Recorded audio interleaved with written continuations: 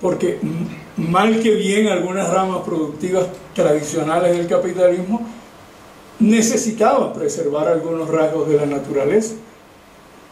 El capital financiero no le interesa eso, a menos que le produzca beneficio, a menos que le produzca ganancia. Bueno, por otra parte, ha debilitado los estados nacionales, porque necesitó debilitarlo y necesita seguir debilitándolo, porque en esencia necesita la liberalización tanto del comercio internacional como de las transacciones financieras internacionales. Y eso se ha traducido en un debilitamiento de los estados nacionales en muchos sentidos. En el sentido de lo nacional, de la defensa de lo nacional, pero también en el sentido de su capacidad regulatoria, de su capacidad rectora, normativa, etc. Bueno, eso ha llevado a la naturaleza al límite, pero también a la humanidad. Y crece la sensación de que realmente hay un peligro real de desaparición como humanidad. Hay una ampliación de la incertidumbre. La sensación de incertidumbre ya no es un problema académico, es un problema que permea la cotidianidad de muchos sectores en nuestra sociedad. Bueno, es la sensación de que el futuro está abierto, de que el futuro no lo podemos predecir, pero que y eso conduce a muchos sectores al inmovilismo. No puedo saber lo que va a ocurrir, me quedo paralizado.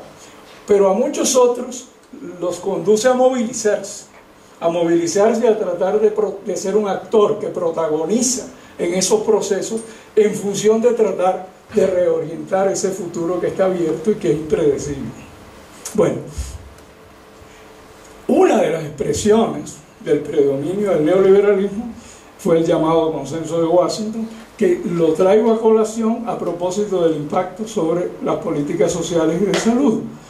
Solo recordar algunas cosas.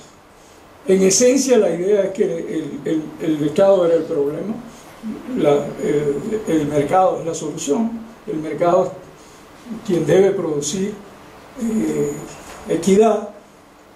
Por lo tanto, las políticas, entre ellas las económicas, pero ahora me refiero a las sociales, son una necedad, son un estorbo, son un problema, porque interfieren con el buen desempeño del mercado, que se supone que llegará a ser un mercado perfecto de acuerdo a la teoría clásica.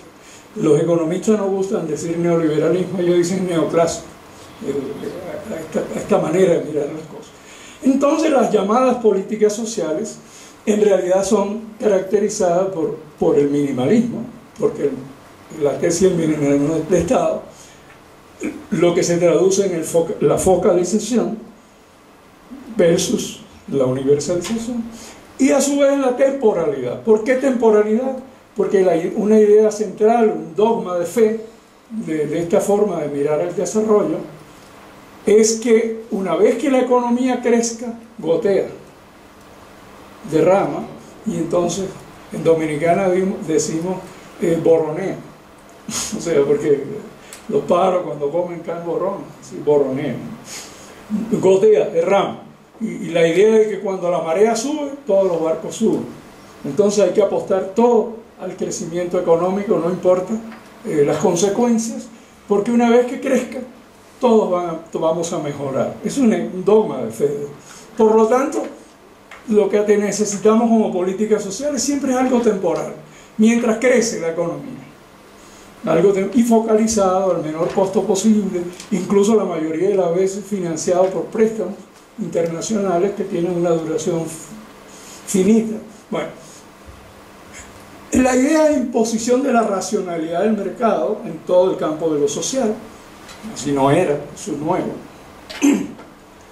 Y por supuesto el predominio del sistema financiero. Eso tiene enormes consecuencias que no voy a ampliar ahora, económicas, sociales, políticas y ecológicas, pero la que quiero destacar es la idea de que ha ampliado el campo de los excluidos. Ya los excluidos no somos solamente los que fuimos excluidos en el proceso de colonización, o los que fuimos excluidos en el proceso de neocolonización, o los que fuimos excluidos en la conformación del modo de producción capitalista, sino que es que ahora son excluidos también todos aquellos que no forman parte y no son funcionales a la multiplicación del capital financiero, entre ellos el aparato productivo nacional, sobre todo los pequeños y medianos productores, porque no son funcionales a la multiplicación del capital financiero. Por lo tanto, el concepto de pueblo o de bloque antihegemónico hoy es mucho más amplio que lo que probablemente podíamos imaginar en otras circunstancias. Yo vengo de un país donde hoy, por ejemplo, creo que lo dije en algún momento, pero no sé si era un grupo pequeño, la principal reacción, el principal sector, el más fuerte, que demanda que se denuncie el Tratado de Libre Comercio, el NAFTA, el DRCAFTA, no es el movimiento obrero, ni es el movimiento campesino, ni es el movimiento comunitario urbano, son los sectores empresariales y sobre todo industriales, pequeños y medianos del país, que son muy numerosos, son los que generan el 80% de la fuerza de los puestos de empleo formales. Muy fuerte, no poderoso, muy numeroso es lo que debía ser. La respuesta, el contestar al neoliberalismo en sus principales expresiones hoy está mucho más en ese tipo, en el caso de República Dominicana, en ese tipo de sectores sociales que los que somos víctimas, digamos, de la deuda social históricamente acumulada del capitalismo en nuestro país. Entonces la idea de pueblo, en el sentido que usamos siempre pueblo como bloque anticapitalista, bloque a favor de la liberación, se ha ampliado. Y creo que este es un elemento importante a considerar desde la perspectiva nuestra. Hay como un nuevo discurso emancipador y regulador que va emergiendo, que clama porque el Estado asuma y reasuma sus funciones de regulador, que clama porque el Estado regrese con políticas y que clama por la idea de emancipación, de desengancharse del carro del neoliberalismo a nivel internacional. Aparecen nuevas preguntas. En el lenguaje de Boaventura de Sousa hay una especie de recuperación del sentido común. Ese es poco el lenguaje que señala, y que él dice sentido común en tres sentidos. Un sentido común con una implicación ética, que es la recuperación de la idea de solidaridad por encima de la idea de competencia que propone el capitalismo y el neoliberalismo, en un sentido político, que es la recuperación de lo participativo, de la movilización, y en un sentido estético, la idea de reencantarse, de volver a encontrar la felicidad de vivir, de volver a encontrar las ganas de seguir viviendo, de que vale la pena vivir e intentar construir algo diferente. Eso al mismo tiempo de estarse desarrollando nuevas formas de conocer y comprender al mundo que antes señalábamos. Es decir, van como emergiendo nuevos bloques históricos cuya esencia es el responder al neoliberalismo, como bloques antineoliberales, dentro de los cuales se mueven los bloques revolucionarios socialistas anticapitalistas, digamos. Pero además de los anticapitalistas hay muchos otros sectores que no son anticapitalistas o que no tienen conciencia del hecho de que su respuesta ante el neoliberalismo tiene un contenido anticapitalista. Su interés es otro. ¿Qué los une? Bueno, su confrontación al neoliberalismo en alguna de sus expresiones o en todas. La idea, eso es un neologismo, una palabra que no existe, pero lo estoy usando como síntesis.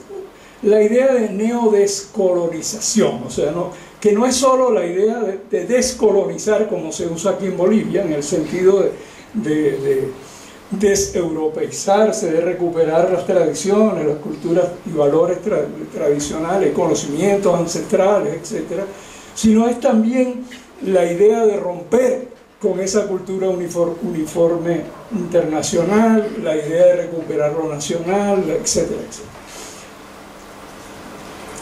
Que se engarza con la idea de defender el aparato productivo nacional, con la idea de recuperar el papel del Estado, con la idea de democracia.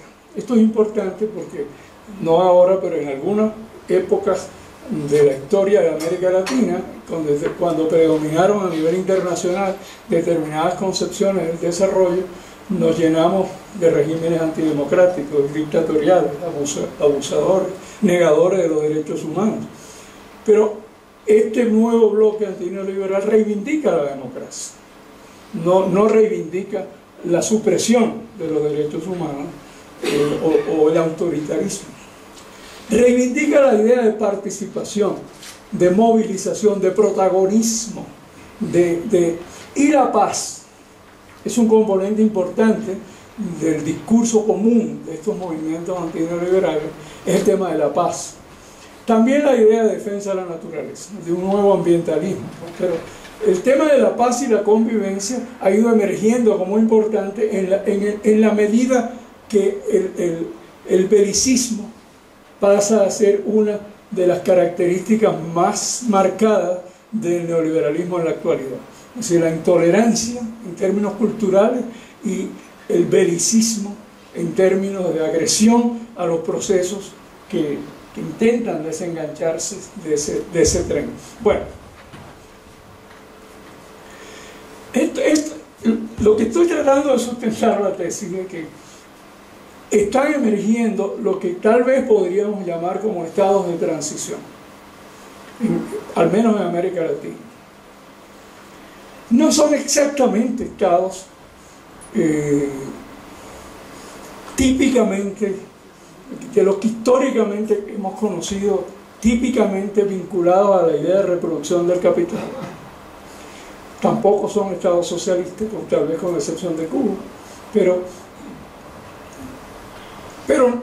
¿qué son entonces? Son estados, prefiero considerarlo así, estados de transición, cuya principal responsabilidad social es gestionar la transición.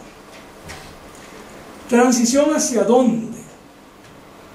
Eso no está muy claro. Está más claro transición desde dónde.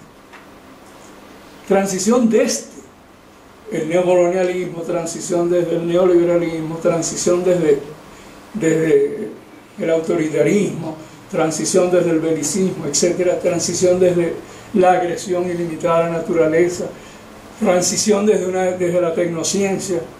Pero ¿hacia dónde